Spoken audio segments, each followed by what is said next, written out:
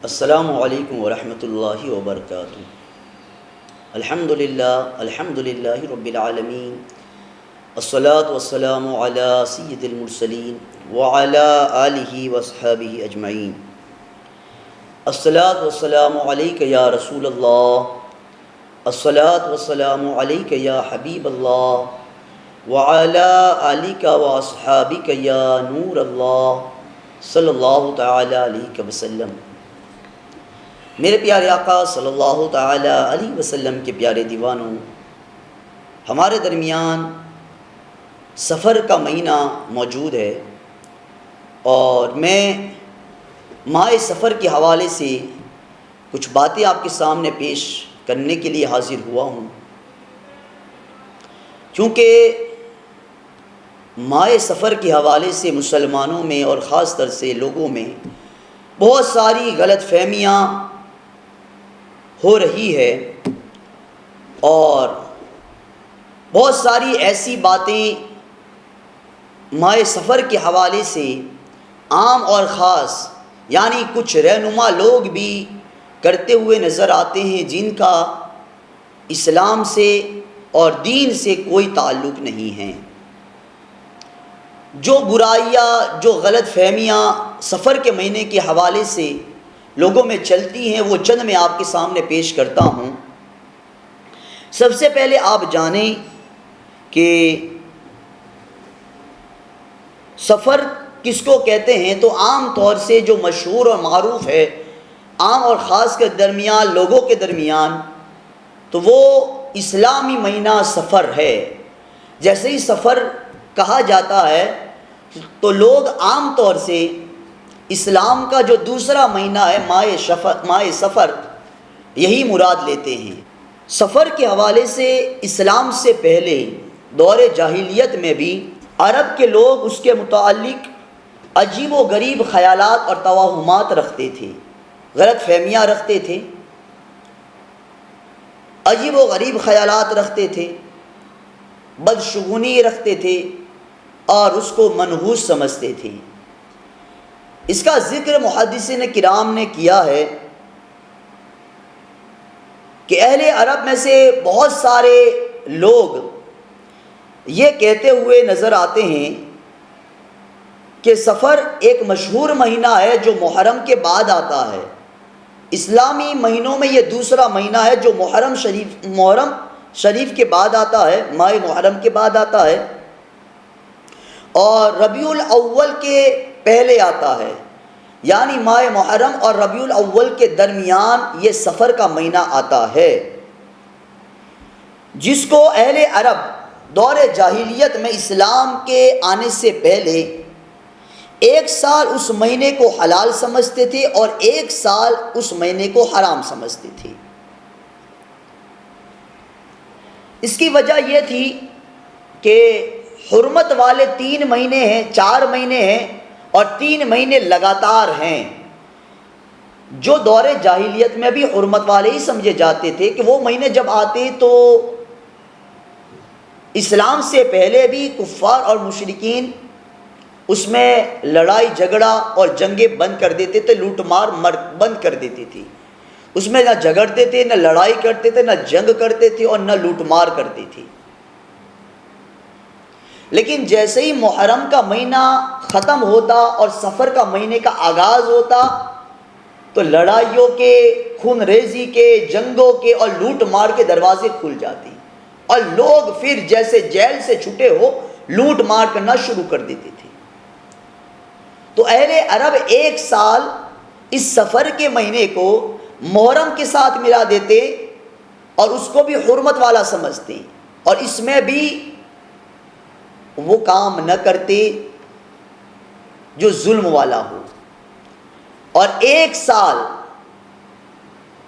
سفر کے مہینے کو الگ رکھتے اور محرم کا مہینہ جیسے ہی ختم ہوتا اور سفر کا مہینے کا آغاز جیسے ہی ہوتا اب اس میں جنگ و جدال اور لوٹ مار شروع کر دیتے۔ تو ایک سال تو سفر کے مہینے میں وہ لوٹ مار بند رکھتے، یعنی اس کو حلال سمجھتے، حرمت والا سمجھتے، اور ایک سال اس کو حرام کام کرنے کے لیے جائز سمجھتے اور اس میں وہ بے دریغ لوٹ مار اور جنگ اور خون ریزی کرتے۔ یہ عرب کا معمول تھا زمانہ جاہلیت میں اسلام سے پہلے، اور اسلام سے پہلے عرب کے لوگ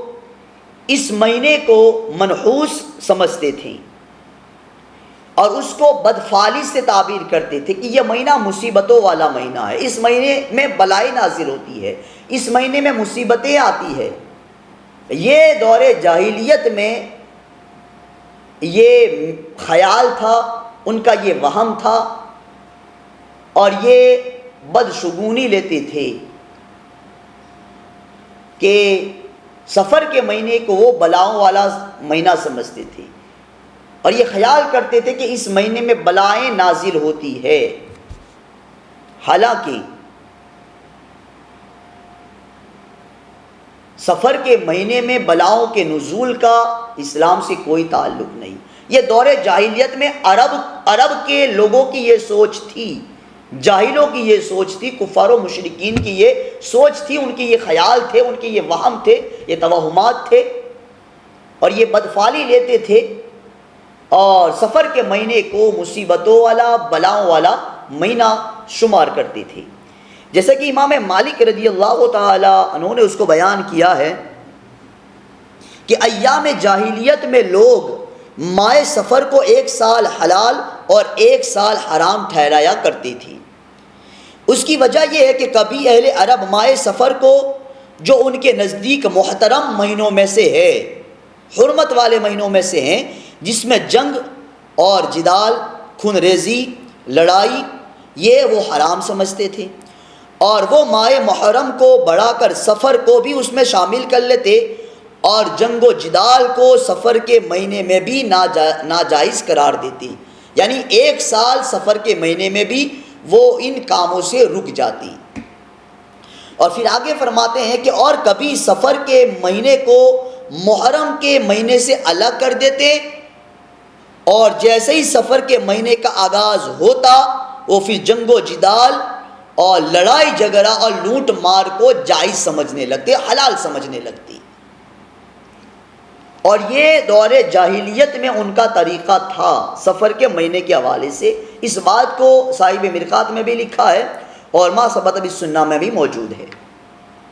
تو یہ دور جاہلیت کی سوچ ہے سفر کے حوالے سے کہ وہ لوگ بھی اس مہینے کو بلاؤں والا سمجھتے تھے اور یہ خیال کرتے تھے کہ اس مہینے میں بلائیں نازل ہوتی ہے۔ اب ہم اس دور کی بات کرتے ہیں کہ آج کیا حال ہے،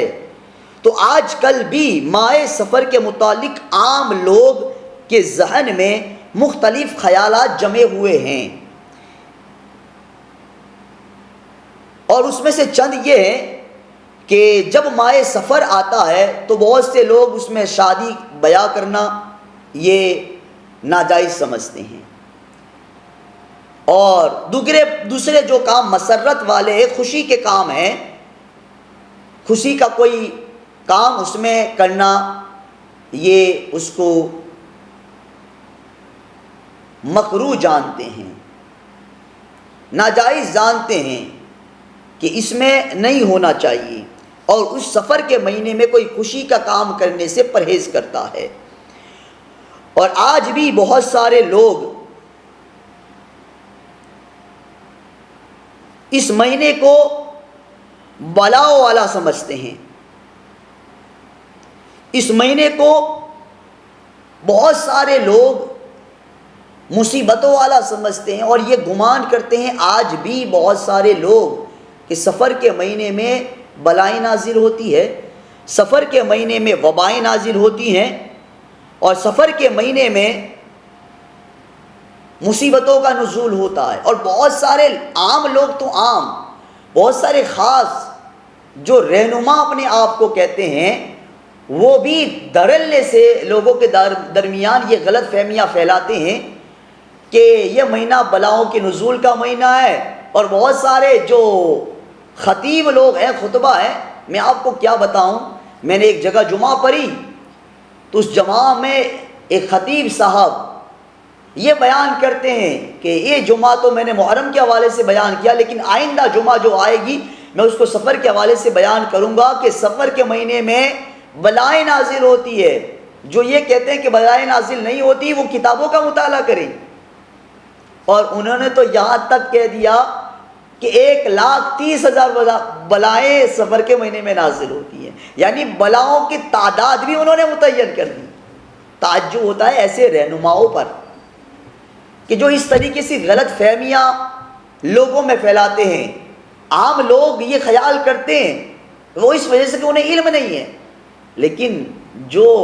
اپنے آپ کو عالم کہتے ہیں، اپنے آپ کو رہنما کہتے ہیں، جو امام خطیب بنے ہوئے ہیں، اور اس طریقے سے وہ لوگوں میں غلط فہمیاں پھیلاتے ہیں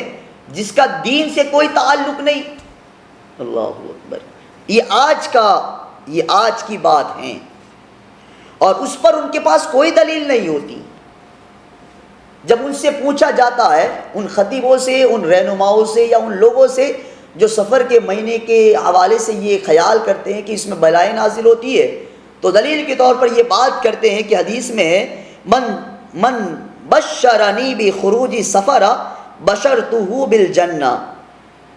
کہ حضور صلی اللہ تعالی علیہ وسلم نے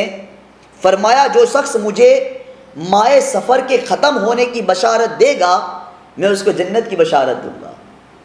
تو اسے یہ دلیل دیتے ہیں کہ دیکھو نبی کریم صلی اللہ علیہ وسلم نے فرمایا کہ جو سفر کا مہینے کے ختم ہونے کی مجھے بشارت دے گا میں اس کو جنت کی بشارت دوں گا. اس سے یہ ثابت ہوتا ہے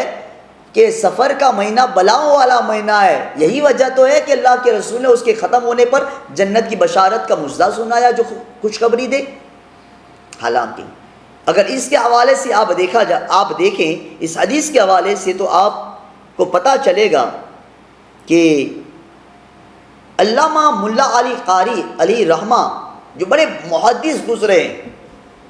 جو حدیث کی چھان بین کرتے ہیں، کئی شروعات انہوں نے لکھی ہیں. یہ علامہ علی قاری علی رحمہ ارشاد فرماتے ہیں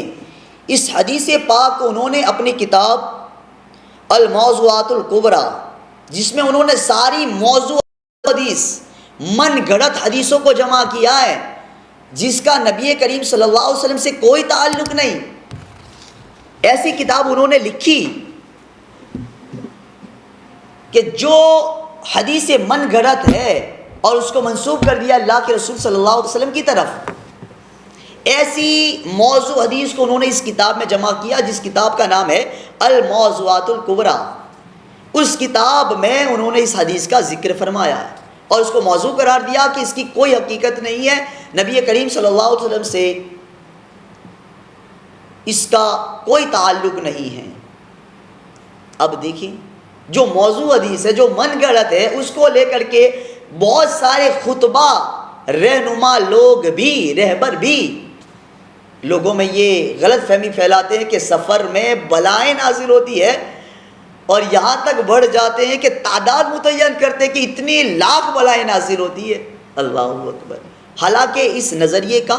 اس سوچ کا، ایسے خیالات کا، ایسے توہمات کا اسلام سے دور دور تک کا کوئی واسطہ نہیں ہے. اور میں آپ کو بتاؤں اللہ کے رسول صلی اللہ تعالی وسلم نے تو اس سے منع فرمایا ہے، اور بہت سارے لوگ تو یہاں تک پہنچ جاتے ہیں کہ پہلے بلاؤں کو گنواتے ہیں کہ سفر کے مہینے میں اتنی بلائیں نازل ہوتی ہے، تعداد بھی متعین کرتے ہیں، اور پھر اپنے اعتبار سے موضوع روایات بیان کرتے ہیں، من گھڑت روایات بیان کرتے ہیں کہ جتنی بھی بلائیں نازل ہوئی ہے انبیاء علیہ السلام پر وہ اسی مہینے میں نازل ہوئی ہے. ایوب علیہ السلام کو بیماری میں مبتلا کیا تو اسی مہینے میں، ابراہیم علیہ السلام کو آگ میں ڈالا گیا اسی مہینے میں. اللہ اکبر. نبی کریم صلی اللہ علیہ وسلم کو آزمایا گیا اسی مہینے میں. حضرت یونس علیہ السلام کو جس مہینے میں مچھلی نے نگل لیا وہ یہی مہینہ تھا. اس طریقے سے باتیں پھیلاتے ہیں اور یہ ثابت کرنے کی کوشش کرتے ہیں کہ یہ مہینہ بلاؤں والا ہے، اس مہینے میں بلاؤں کا نزول ہوتا ہے. میں ان سے کہوں گا کہ آپ ذرا احادیث کا مطالعہ کریں، نبی کریم صلی اللہ علیہ وسلم کے فرمان کا مطالعہ کریں. اور میں اسلام کے ماننے والوں سے، مسلمانوں سے یہ گزارش کروں گا کہ نبی کریم صلی اللہ علیہ وسلم کی بات مانیں اور جانیں کہ اسلام کا کوئی بھی مہینہ منحوس نہیں ہے، کسی مہینے کو کسی دین کو اللہ نے منحوس نہیں بنایا ہے۔ اور یہ سوچ جاہلوں والی سوچ ہے، یہ اسلام سے پہلے اہل عرب کی سوچ تھی کہ وہ لوگ اس مہینے کو بلاؤ والا سمجھتے، اس کی بھی ایک ریزن ہے، وہ لوگ یہ اس لیے اس مہینے کو بلاؤ والا سمجھتے تھے کہ چونکہ اس مہینے سے پہلے جو 3 مہینے ہیں، محرم کا مہینہ، ذی-القعدہ کا مہینہ اور ذی الحج کا مہینہ، یہ 3 مہینے حرمت والے تھے ان کے نزدیک بھی، اور ان 3 مہینوں میں وہ لوٹ مار بند کر دیتے، جنگ و جدال بند کر دیتے، ظلم کرنا بند کر دیتے، گناہ کرنا بند کر دیتے۔ اور جیسے ہی محرم کا مہینہ ختم ہوتا اور سفر کا مہینہ شروع ہوتا تو گویا کہ ان کے لیے ظلم کے دروازے کھل گئے، چاروں طرف سے جنگ و جدال، لڑنا، خون ریزی، لوٹ مار۔ اس لیے اس کو یعنی سفر کے مہینے کو وہ مصیبتوں والا سمجھتے تھے کہ اس مہینے میں انہیں ظلم کے دروازے کھول جاتے اور لوگ اس پر جو پہلے بند تھا جنگ و جدال کرنا، لوٹ مار کرنا، جنہوں نے بند کر دیا تھا اب وہ اس مہینے میں لوٹ مار کرنا شروع کر دیتے ہیں۔ تو ان کے پاس ایک ریزن تھا، ایک وجہ تھی اس کو مصیبتوں والا سمجھنے کی، لیکن آج وہ ریزن نہیں ہے، آج ایسا نہیں ہوتا۔ تو یہ مہینہ جو یہ شمار گمان کرتے ہیں کہ یہ مصیبتوں والا ہے، اس میں بلائیں نازل ہوتی ہے، یہ سوچ غیر اسلامی ہے، اسلام سے اس کا کوئی تعلق نہیں۔ اور اس کی میں دلیل دیتا ہوں، آپ دیکھیں نبی کریم صلی اللہ تعالی علیہ وسلم نے اس کے حوالے سے ارشاد فرمایا ہے، تو مسلمانوں کو اس سے بچنا چاہیے، ایسی سوچ سے، ایسے خیالات سے، ایسی سوچ نہ رکھے، یہ گمان نہ کرے، یہ خیال تک نہ کرے کہ یہ سفر کا مہینہ مصیبتوں والا، اس میں مصیبتیں نازل ہوتی ہے۔ ہمارے نبی کریم صلی اللہ علیہ وسلم نے اس حوالے سے کیا ارشاد فرمایا، میں آپ کے سامنے پیش کرتا ہوں۔ نبی کریم صلی اللہ علیہ وسلم ارشاد فرمایا، بخاری شریف کی حدیث ہے، ان ابی ہریرہ رضی اللہ تعالی عنہ قال قال رسول اللہ صلی اللہ تعالی علیہ وسلم لا عدوى ولا طیرۃ ولا حامۃ ولا صفر وفر من المجذوم کما تفر من الاسد۔ آقا کریم صلی اللہ علیہ وسلم نے ارشاد فرمایا، حضرت ابو ہریرہ رضی اللہ تعالی عنہ سے روایت ہے، آپ فرماتے ہیں کہ نبی کریم صلی اللہ علیہ وسلم نے ارشاد فرمایا کہ مرض کا لگ جانا، یعنی جو یہ سمجھتے ہیں کہ ایک کی بیماری دوسرے کو لگ جاتی ہے، اس لیے جو بیمار ہوتا ہے اس کی عیادت کے لیے نہیں جاتے، اس سے دور بھاگتے ہیں کہ کہیں اس کی بیماری مجھے نہ لگ جائے، یہ سوچ رکھنا آقا کریم صلی اللہ علیہ وسلم نے منع فرمایا ہے کہ یہ سوچ رکھنا کہ کسی کی بیماری مجھے لگ جاتی ہے، یہ سوچ بھی غلط ہے۔ آقا شاہ فرماتے کہ مرض کا لگ جانا یا الو کا بیٹھنا، کئی جو الو ہوتے ہیں جس کو ہم اپنی زبان میں چبڑا کہتے ہیں، یہ الو اپنے گھر پر آ کر کے بیٹھتا ہے یا کسی کے گھر پر بیٹھتا ہے اور چلاتا ہے تو لوگ اس سے بدفعلی سمجھتے ہیں کہ مصیبت آنے والی ہے، یہ ایک پرندہ ہے، پرندے کے آنے کو وہ بدشگونی سمجھتے ہیں۔ آقا شاہ فرماتے یہ سوچ بھی غلط ہیں، فرماتے ہیں کہ الو کا بیٹھنا اور بیماری کا لگ جانا، ولا حامتن یعنی الو کا بیٹھنا، ولا سفارا اور سفر کو مصیبتوں والا مہینہ سمجھنا، یہ اسلامی سوچ نہیں ہے، اس کا مجھ سے اور دین سے کوئی تعلق نہیں۔ آقا شاہ فرماتے ہیں اور مجذوم سے، یہ جو جس کے پاس جذام کی بیماری ہے، جذام کی بیماری والے سے ایسے بھاگو جیسے کہ شیر سے بھاگتے ہو۔ اللہ اکبر۔ یہ آقا نے صاف طور سے ارشاد فرمایا کہ ایسی سوچ رکھنا کہ ایک کی بیماری دوسرے کو لگ جاتی ہے، یا اگر گھر پر الو آ جائے اور الو بولے تو اس سے بدشگونی مان لینا، بدفعلی سمجھنا، یا سفر کا مہینہ ہے تو سفر کے مہینے کو مصیبتوں والا جاننا، بلاؤں والا جاننا، یہ غلط ہے۔ یہ بخاری شریف کی حدیث ہے۔ دوسری حدیث میں آقا شاہ فرماتا ان جابر قال سمعت النبی صلی اللہ تعالی علیہ وسلم یقول لا عدوى ولا سفر ولا غول۔ آقا شاہ فرماتے ہیں، اس کو امام مسلم نے روایت کیا اپنی صحیح مسلم میں، حضرت جابر رضی اللہ عنہ سے روایت ہے، آپ فرماتے ہیں کہ میں نے نبی کریم صلی اللہ علیہ وسلم کو فرماتے ہوئے سنا کہ نہ تو کسی کی بیماری کسی کو لگتی ہے اور نہ ہی سفر کے مہینے میں بلائیں کا نزول ہوتا ہے اور نہ غول و شرابہ ہوتا ہے۔ وعن ابی ہریرہ رضی اللہ تعالی قال قال رسول اللہ صلی اللہ علیہ وسلم لا عدوى ولا حامۃ ولا سفر۔ حضرت ابو ہریرہ رضی اللہ عنہ سے روایت ہے، یہ بھی امام مسلم نے روایت کیا، مسلم شریف میں یہ حدیث موجود ہے۔ ابو ہریرہ رضی اللہ عنہ سے روایت ہے، آقا شاہ فرماتے ہیں کہ نہ تو کسی کی بیماری کسی دوسرے کو لگتی ہے اور نہ الو کے آنے سے بدشگونی کوئی ہوتی ہے، اور نہ ہی سفر کے مہینے میں وبائیں نازل ہوتی ہے۔ یہ ان کی وہم پرستی ہے، حقیقت سے ان کا کوئی تعلق نہیں۔ یہ ساری احادیث اس سے پتہ چلتا ہے کہ سفر کے مہینے کو وباؤں والا خیال کرنا یا یہ گمان کرنا کہ اس میں وبائیں نازل ہوتی ہے، بلائیں نازل ہوتی ہے، یہ غیر اسلامی سوچ ہے، اسلام سے اس کا کوئی تعلق نہیں ہے۔ جو کہتا ہے وہ من گھڑت روایتیں آپ کے سامنے پیش کرتا ہے، اور ایسی مارکیٹ میں بہت ساری کتابیں ہیں جو موضوع من گھڑت روایتوں سے بڑی ہوئی ہیں۔ تو اگر کوئی کتاب کا نام بھی لے تو پہلے جاننا ہے وہ کتاب کس کی لکھی ہوئی ہے، وہ کتاب معتبر ہے بھی یا نہیں ہے۔ ان ساری حدیث کی تشریحات اگر آپ دیکھیں تو ان میں رحمت کائنات صلی اللہ علیہ وسلم نے سفر کے متعلق جتنے باطل نظریات ہیں، یعنی مائع سفر کے حوالے سے جتنے بھی باطل اور غلط نظریات رکھے جاتے ہیں اور جتنے باطل خیالات رکھے جاتے ہیں کہ اس میں وبائیں نازل ہوتی ہے، مصیبتیں، بیماریاں، ظلم و زیادتی، یہ ساری چیزیں ہوتی ہے، تو یہ جو خیالات ہیں یہ باطل خیالات ہیں، اور جتنے بھی توہمات ہوتے ہیں، وہم ہوتے ہیں، ان ساری چیزوں کو اللہ کے رسول صلی اللہ علیہ وسلم نے فرمایا کہ یہ زمانہ جاہلیت کی باتیں ہیں، اور یہ اسلام سے پہلے عرب کے لوگوں کی سوچ تھی، جس کو اسلام کے آنے کے بعد اس کو ختم کر دیا گیا۔ ان ساری باتوں کی اللہ کے رسول صلی اللہ علیہ وسلم نے احادیث میں صاف صاف نفی فرما دی ہے، اور کسی بھی قسم کے توہمات کی کوئی گنجائش اللہ کے رسول صلی اللہ علیہ وسلم نے دین میں نہیں رکھی۔ اور جہاں زمانہ جاہلیت کے توہمات کی ان ارشادات سے تردید ہو گئی، جو میں نے ابھی پیش کی چند احادیث، 3 احادیث آپ کے سامنے پیش کی، اس حدیث سے پتہ چلتا ہے کہ سفر کے حوالے سے جو بھی خیالات آج کے دور میں رکھے جاتے ہیں، اس میں وبائیں اور بلائیں نازل ہوتی ہے، یہ زمانہ جاہلیت کی سوچ ہے،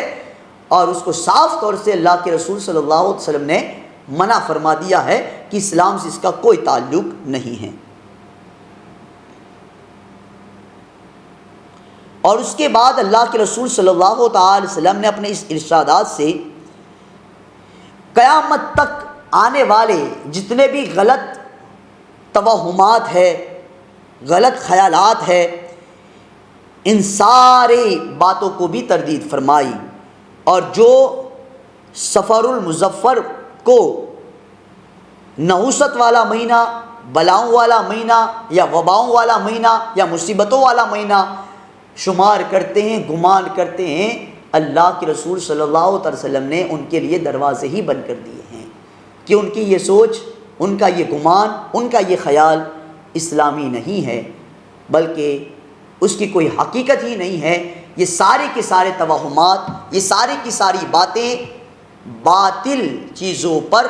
رکھی گئی ہے، اور جو چیز باطل یعنی موضوع من گھڑت روایت پر رکھی گئی ہو، اس کا دین سے کوئی تعلق نہیں ہوتا۔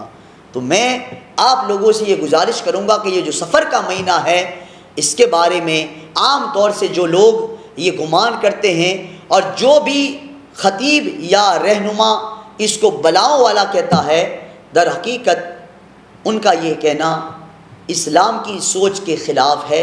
اسلامی نظریے کے خلاف ہے، اسلام کے اصول اور قوانین اور ضابطوں سے اس کا کوئی تعلق نہیں، حقیقت سے اس کا کوئی تعلق نہیں، بلکہ یہ ان کے اپنے ذاتی توہمات ہیں، خیالات ہیں، اور اسلام کے خلاف سوچ رکھتے ہیں۔ میں مسلمانوں سے گزارش کرتا ہوں کہ ایسی سوچ سے بچیں، ایسے خیالات سے بچیں، اور اگر کوئی ایسی باتیں کرتا ہے تو پھر اس سے بھی دور رہیں۔ اللہ رب العزت ہمیں ان ساری باتوں پر عمل کرنے کی توفیق عطا فرمائے۔ اور مائے سفر میں اللہ رب العزت ہمیں خوب برکتیں عطا فرمائیں۔